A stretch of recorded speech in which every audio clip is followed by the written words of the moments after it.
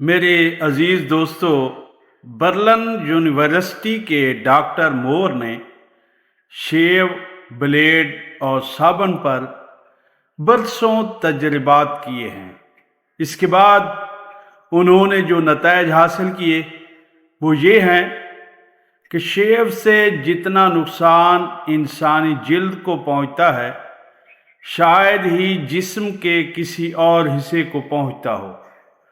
دراصل شیو کا بلیڈ یا استرا جلد کو مسلسل کھرچتا رہتا ہے، اور ہر شیو کرنے والے کی خواہش یہ ہوتی ہے کہ چہرے پر ذرا بھی بال محسوس نہ ہوں تاکہ چہرے کی حسن اور نکھار میں کمی نہ ہو۔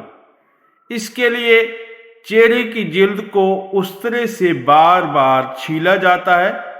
اس سے چہرے کی جلد خراب ہوتی ہے اور طرح طرح کے امراض قبول کرنے کے قابل ہو جاتی ہے۔ گندا استرا یا بلیڈ چہرے پر پھیرنے میں زیادہ طاقت خرچ کی جاتی ہے۔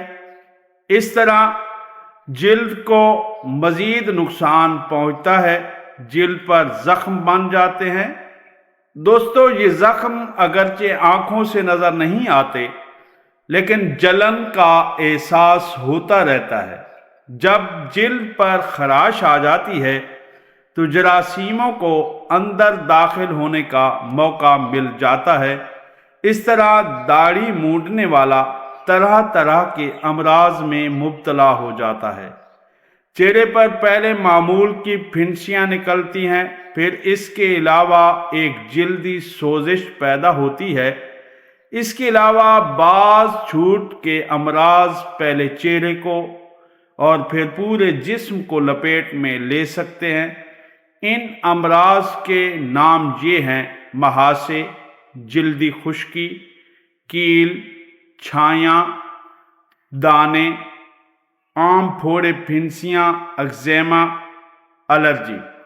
شیو کا مسلسل عمل غدہ نخامیہ ایک غدود ہے، اس پر برا اثر ڈالتا ہے۔ اس سے جسم کمزور ہوتا ہے اور بینائی پر برا اثر پڑتا ہے۔ تو پیارے دوستو، یہ آپ جانتے ہی ہیں کہ داڑھی رکھنا شرعاً واجب ہے، اور داڑھی نہ رکھنے والا شخص سخت گناہ گار ہے، اور یہ ایسا گناہ ہے جو کسی وقت جان نہیں چھوڑتا۔ لہذا داڑھی کی سنت کو ترک کرنا ہر لحاظ سے نقصان دہ ہے، اور اس دنیا کے لحاظ سے بھی اور آخرت کے لحاظ سے بھی۔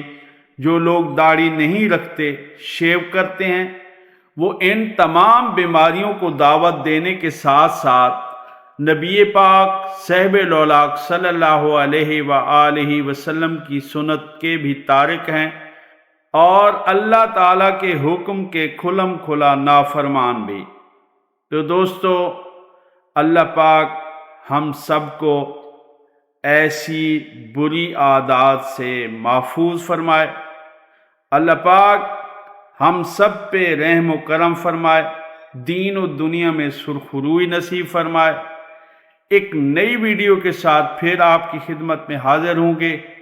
تب تک کے لیے ہمیں اجازت۔ اللہ حافظ۔